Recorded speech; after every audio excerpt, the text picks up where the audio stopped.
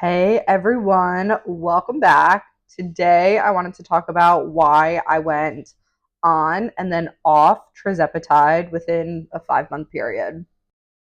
So, as with anything, I just want to preface this by saying this is my experience and my own experience.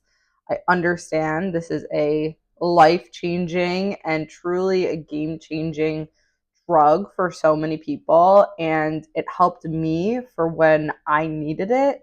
But I just want to reiterate this is my own experience and it is not relevant to what anybody else chooses to do with their own life and medical decisions.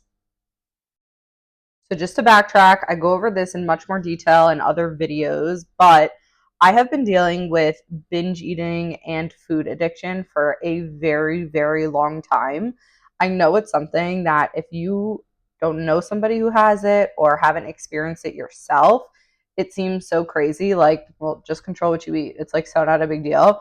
Trust me, I am the most practical person when it comes to stuff like that. And it is mind blowing that I dealt with something like this because if I heard anybody else had this same affliction, I'd probably be thinking the same thing. Like, just get over it. But would you ever tell an alcoholic to just stop drinking and just get over it? Sometimes it's just not that simple. If you ask any of my family or friends my type of personality, I'm extremely strong willed. I'm extremely determined. I do whatever needs to get done. I am ambitious. I am driven. And I don't let people tell me no. And I control everything in my life. I love being independent and responsible and controlling what I can control in my life. And it never made sense to me why food was the one thing that I just could not control because it was the one thing that meant the most to me. My weight started going up, my health started going down, and I felt out of control. And even though I knew what I needed to do to make things better, I literally could not get there. I kind of relate this to the times in my life when I've dealt with such severe anxiety. To give you an example, I've always had this weird panic disorder ever since I was in like high school, but it got really bad for me when I was working post college and commuting to Jersey City from Hoboken for work. One day, I got really nauseous while I was in the light rail. And after that day, I could not step on public transportation without feeling like I was going to throw up. It literally caused me to spiral into a full on panic to the point where I was actually making myself sick. That problem deterred me from so much. I would be late to work because I refused to get on the train. I would walk over an hour to get to my office. It was either walk or take an Uber. And if I couldn't get an Uber, I would just have to walk there. It really derailed me, for lack of better words. I would talk to my parents and my family about this, and everybody was very supportive of me always, but I understood why people are like, just get on the train. What's the big deal? Step onto the train. And there was this one day where I had to go into New York City for work for a meeting, and I watched about 20 path trains just pass by me. They just kept coming. I would step up to it when the doors opened, and I would just step back. I literally could not step onto the train. I was so anxious. And that fear came from getting sick or throwing up or passing out or getting dizzy, whatever it is, not feeling well. That's where my fear came from. I remember being on the platform on the phone with my dad in tears. And my dad, who was very supportive but doesn't get anxiety, was like, just get on the train. And I was like, I don't know why I cannot get on this train. It is so frustrating to me as, again, somebody who is so practical. I get that from my dad and my mom, both rational, practical people. And why can't I just step onto this train? I will be on this train for maybe 15 minutes maximum. That is it. Just get on the train. And I physically couldn't do it. A couple years later, my sister went through a similar experience where she got severe anxiety and couldn't even sit in a restaurant without getting nauseous or dizzy. And she actually turned to me and said, I really always thought you were being dramatic when you talked about anxiety, and I did not understand it until I experienced it myself. And what a horrible feeling. And it felt, obviously, I didn't want her to experience what she was going through, But for somebody to finally understand that feeling of just feeling out of control from your body, it was nice to be related to and understood. And frankly, when my sister was going through it and she was feeling sick in the restaurant and I wasn't, all I'm thinking in my head is like, you are fine. Nothing is going to happen to you. You're not going to get sick. And if you do, you're already in the bathroom. Big deal. Exactly the opposite of how I feel when I'm in those situations. But that's just what goes through your head when you're going through a panic attack. And I was on the other side of it. And even though I experienced it myself, I still was like, what is going on with her? This is so irrational. It's crazy. So, all that to say is, I get it. I understand that it's really hard to understand unless you put yourself in the shoes of somebody experiencing something. I hate people that play the victim. I don't want to be a victim. I just need to share the experience that I have been going through for so long that has literally disrupted my life and really made it challenging to live every single day. So, food addiction, and really any addiction, stems from the fact that you are using something, a substance, or whatever it may be, to suppress a feeling that you may not want to feel. Your brain is trying to shut out something that is coming up, an emotion, a feeling, a memory, and you are turning to something else that is going to give your brain dopamine and make you happy in the moment so that you don't have to feel what your body was just trying to make you feel. Now, this can happen consciously, but most of the time it happens subconsciously. So you don't even realize that's what's going on. It's not like a sad memory would come up and I would order food. It's like I would order food and eat food when I was happy, when I was sad, when I was scared, when I was any type of feeling. I just always turned to food. And one of the only ways, frankly, to cure the addiction is to discover what it is that your body is trying to tell you and what is coming up in your brain that is causing you to turn to these different substances. So I have known for years that there was some sort of emotional block that was stopping me from allowing myself to lose weight, to stop the addiction, anything, to get control of myself. I just didn't get it. I knew I was a regular college kid. I was able to pass all my classes barely. And that was just because I hated school and I hated learning, and I learned a lot more of my life skills in college than I think educational skills, but that's a topic for another day. I was a successful college student. I was involved in clubs and organizations. I was a leader. I graduated college. I got a job. I commuted into New York City. I then commuted into Jersey City pre everything that happened, pre COVID, really. I made my own money. I've been successful. I've gotten promotions. I've always looked at a challenge and faced it head on. So I've always known there's been this deeper emotional block and I needed to address it, and I just didn't know how.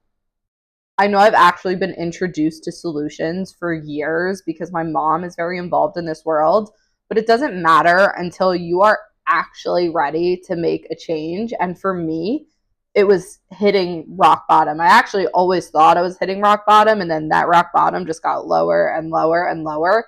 And it finally got to a point where I was like, oh my God, I need to get out of here. I need to get out of this place. So that's when I found an NLP coach. NLP stands for Neuro Linguistic Programming. NLP coaches have an understanding of how your mind works, and they help you understand what's really going on behind the scenes. They can teach you new ways to think, new ways to feel. They can uncover untapped emotions that do come up. They're essentially just a mind helper. They help your brain. I happened to get super lucky with my situation, and I found an NLP coach that has gone through my same exact experience, my same exact struggles. And when you have somebody that gets you, it changes everything. I've always been looking for the quick fix. I've tried every diet, every cleanse, any protocol you can think of, because I always was like, this is a weight issue. But when you start to get down to the nitty gritty and understand it's really a mind issue, You need to bring in the big guns, a professional. I remember in our first session, I asked her, how many sessions is this going to take? She's like, it really just depends on everybody. Some people can see big changes in 10 sessions. Other people, it takes more. And all of a sudden, I had in my mind, okay, great, 10 sessions, I can live with that. And then she spent the first 3 sessions of just getting to know me, not doing anything. And I'm like, what am I spending all my money on? This is crazy. We haven't even done anything yet. And I've already seen her 3 times. This is crazy. What I've come to learn since then is those 3 sessions were the most important sessions because it set us up for success. She was trying to get to know me as best as she possibly could so that she knew how to talk to my brain in a way that I will understand and make the changes that I needed to. So, all's that to say, I started to get the feeling maybe this isn't going to be 10 sessions. This is probably going to be a little bit more. And this is going to take some time. And I need to be okay with that. I need to accept that and have patience. This problem didn't occur overnight, it didn't get worse overnight. So, it's going to take a lot of time to dismantle a lot of the negative stuff that's been going on. So I started working with her in July of 2024, and I started seeing small changes. So that's what made me excited to keep working with her. But as I tend to do, when I don't fully see results, like in terms of my weight, because that's really what I was looking for, I was trying to ghost her and not continue to go into these sessions. And the only reason I am successful here today is because she continued to follow up and she made sure that we had sessions weekly or bi-weekly and got me back on track. I'm seriously forever grateful for that because my stubbornness would have probably prevented me from continuing because I wasn't seeing quick enough changes. Even though I was seeing some positives, I needed to see changes in my weight. That was always the biggest thing for me. But what I did not realize at the time is all the other little changes that were happening would in turn eventually help my weight come down. So fast forward a couple months, I'm seeing success in terms of emotions and just things coming up and just starting to realize that this is a good sign. I'm doing well, but my weight has not changed at all during that time. We didn't really focus on weight because that's not my problem. My problem isn't that I'm just gaining weight and I don't know where it's coming from and I can't get it down. It's like so much deeper than that.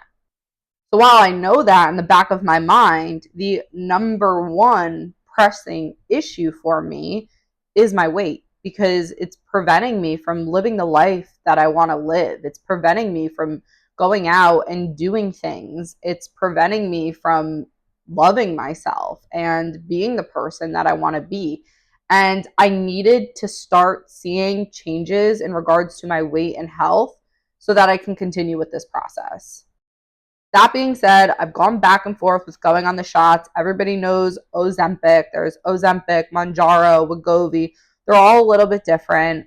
I really did not want to go on these shots. I, for a very long time, highly considered it and was like, no way. I'm not giving my body over to Big Pharma. I don't, I know these shots have been around for a while for other purposes, but again, I'm not just dealing with a weight issue. I'm dealing with other issues and probably not a good idea for me. I actually did a lot of research and they say people with binge eating disorder should absolutely not go on these shots because you're just going to eat through it. Like the shot, it's great for those that just need to lose weight that don't have that like food addiction mindset. But when you have an actual addiction, just going on the shot isn't going to cure the problem that you have in the long term. Also, on top of that, if I'm being honest, I didn't want to give my life over to a drug. I wanted to do it myself. I'm so strong-willed in that way. It's like, why can't I just do this myself? I need to figure this out and I will find a way to do it. And after months of seeing improvement with the work, I realized this is going to work. My habits will change, but I need to expedite the weight loss process because I need to start seeing results. Otherwise, I will not continue to be successful. My brain will just be so scrambled. I'll be so confused because I'll think I'm getting better emotionally, but the weight is still not coming off. And if I have to wait for months to even see a decrease in my weight, I'm going to be so frustrated. And that's how I landed on taking the shot.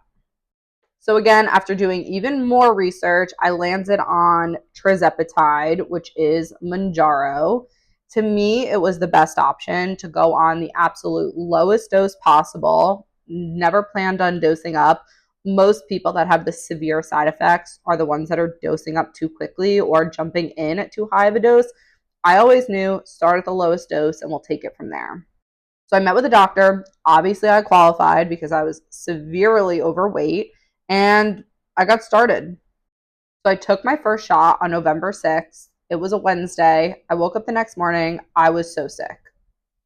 I had to go to a wedding that weekend. I was so sick the entire weekend. It was literally horrible. And I would say for the first 1 to 2 months, every time I took the shot the day after, I felt so nauseous and so sick. It was horrible. But I didn't care. I've dealt with so many negative side effects over the years of just feeling sick from being overweight and unhealthy. I'm like, whatever, as long as it's going to help me, if it's going to help me lose weight, I really just don't even care. I'll just have to suck it up and deal with it.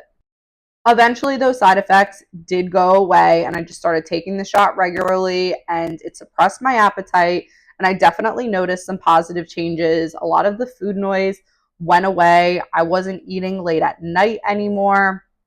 I was eating obviously smaller meals, but not everything changed. A regular person going on the shot, that's a game changer. A binge eater like me, I'm still going to find a way to binge because that is what I'm used to and that is what my brain is still telling me to do. Now, keep in mind, I'm still doing all of the NLP coaching while this was going on. This shot was strictly a tool for me to start losing weight and see the numbers on the scale come down while I'm working on the brain. That's all that it was meant to do. And when I first went on, I was a little bit more motivated. I started changing my eating habits. I was definitely eating more gluten-free, which was really hard for me to do in the past. But I changed a lot of what I was eating. I was eating more protein, but still definitely wasn't eating the best that I could. And frankly, by the time January and February came around, I was back to my old habits. I was binge eating so much. I was ordering such large amounts of food from restaurants. Now, I couldn't actually eat the food, which would result in me chewing food and then spitting it into a cup and throwing it out. And that's how I would eat. But there was this mindset for me that I had to eat all the food, no matter what it was. I would order 7 or 8 items from the restaurants and I had to eat it all. And I couldn't physically fit it in my stomach, but I still needed to eat it. So I had to think of different ways, which is just such a crazy thing to say because I've never done that before, maybe a little bit in the past because I would eat to the point where I'm so full. But this was a different type of feeling. In a weird way, this was a good feeling because I'm like, okay, I'm not forcing myself to eat the food. So at least I'm like chewing it and spitting it out, but still seems very crazy to think about. However, it was an improvement. So February 9th, it was Super Bowl Sunday, and I decided to order a ton of food. My mind was like, well, you have to get wings. It's the Super Bowl. And I placed an order at like 6 or 7 p.m. It didn't come until like 9:30 p.m. And I ate so much food. It wasn't even that good. And I just went to bed that night and I was like, you're going to wake up tomorrow and this is it. We're done. We're like, the change is being made tomorrow. Now, I have said this to myself just about every single night that I have gone to bed over the past 10 years, but this time it was completely different. I woke up the next morning and I was like, I'm ready to do this. I am making the positive change. It wasn't even so forward thinking. It just was what it was. It was like I woke up and I was like, well, I don't need to order crap today. Like, let me make my food. Let me have protein, vegetables, whatever it is that I need. And since today's May 5th, since February 10th, I have not eaten a carb or a starch. Now, I say that lightly because I cannot be so black and white, but like I've had a bite of rice or a gluten-free chicken nugget with like a little bit of light breading occasionally, like literally like one bite of rice in the months that I've been doing this.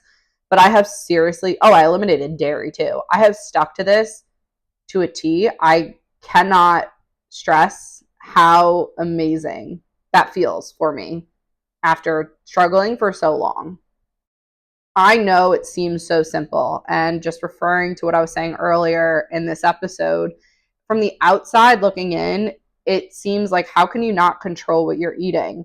But every day we have to eat. I mean, as humans, we have to fuel our bodies with food. So it wasn't like I can just avoid food overall and avoid the one biggest trigger for me. I had to eat. So now I have to make the choices to eat the foods that are going to be good for me and for my body.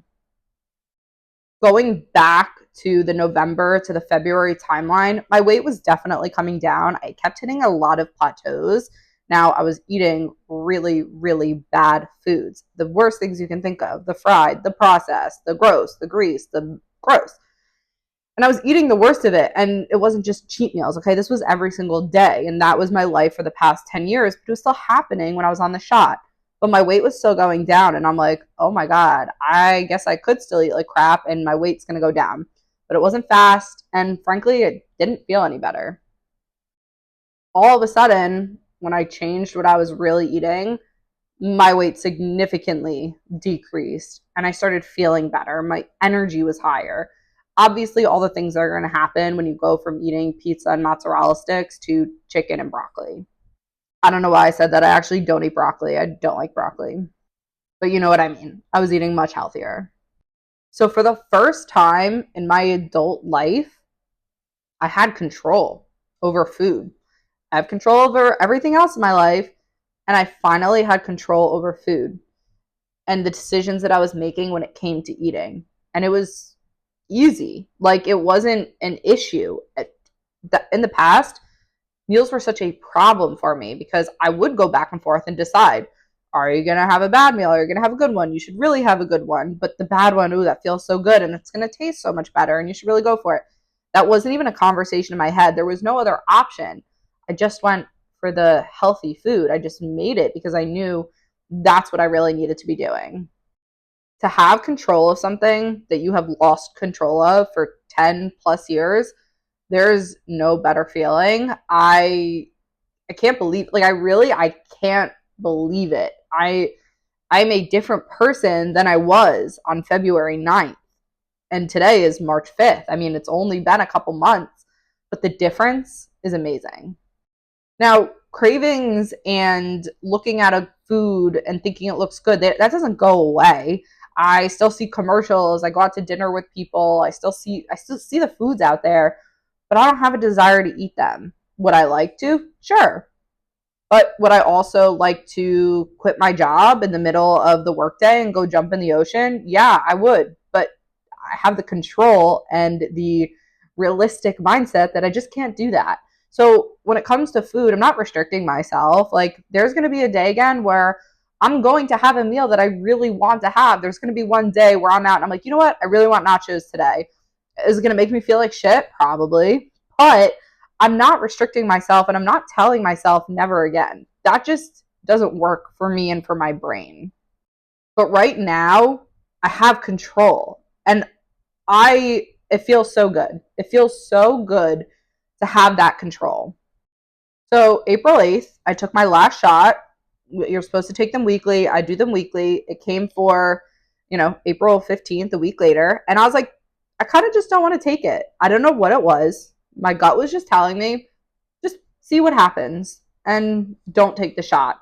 Even if it ends up just delaying it a few days and you take it a few days later or you skip the week, just don't take the shot. See what happens. So that's what I did. By the time the 14th and the 15th came around, I was starving. You're always very hungry the day of your shot because the medication weans off a little bit. And I was really hungry. And I'm like, okay, this is going to be a little bit of an adjustment. I need to refigure this out. But I'm off the shot and I'm still in control of what I'm eating.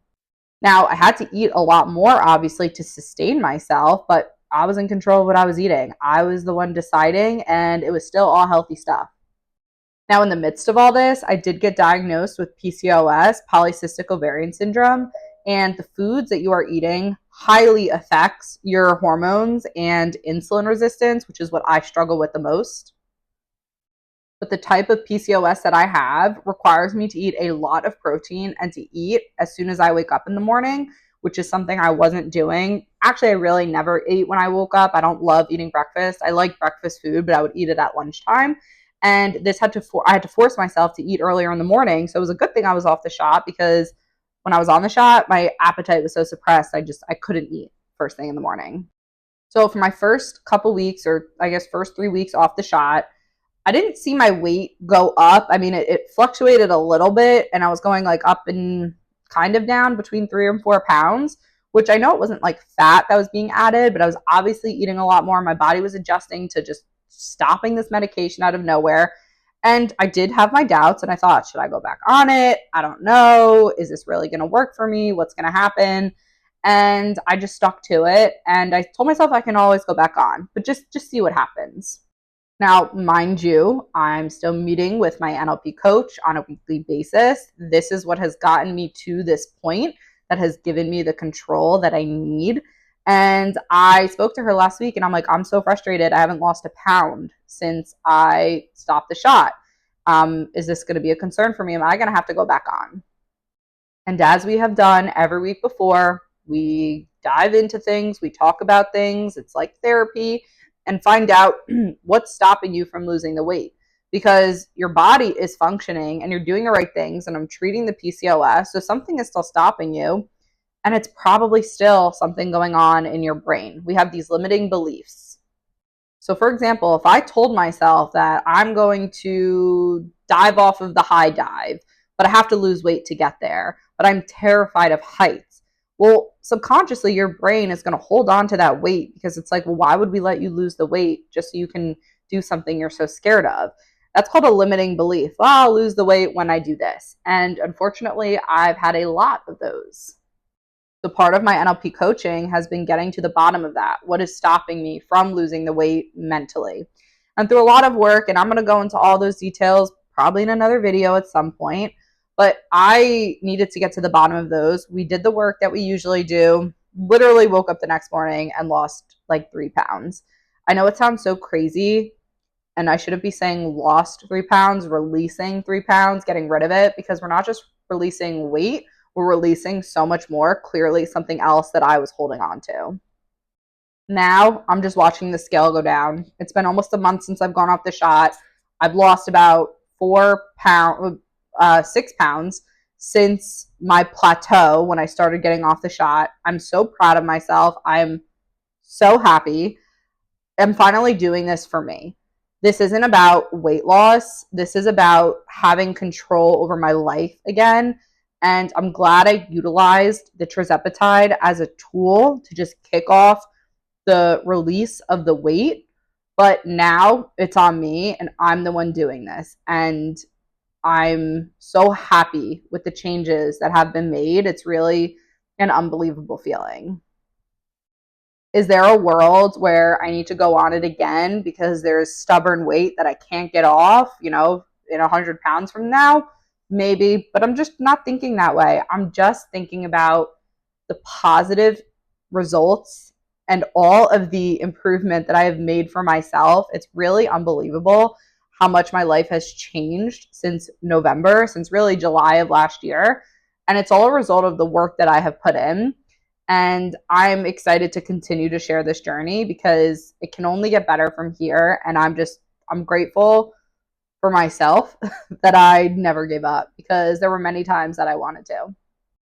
So yeah, that's the story of why I started and why I got off. There are so many other details in there. I always try to make these podcasts like less than 20 minutes, but there's so much information I want to share.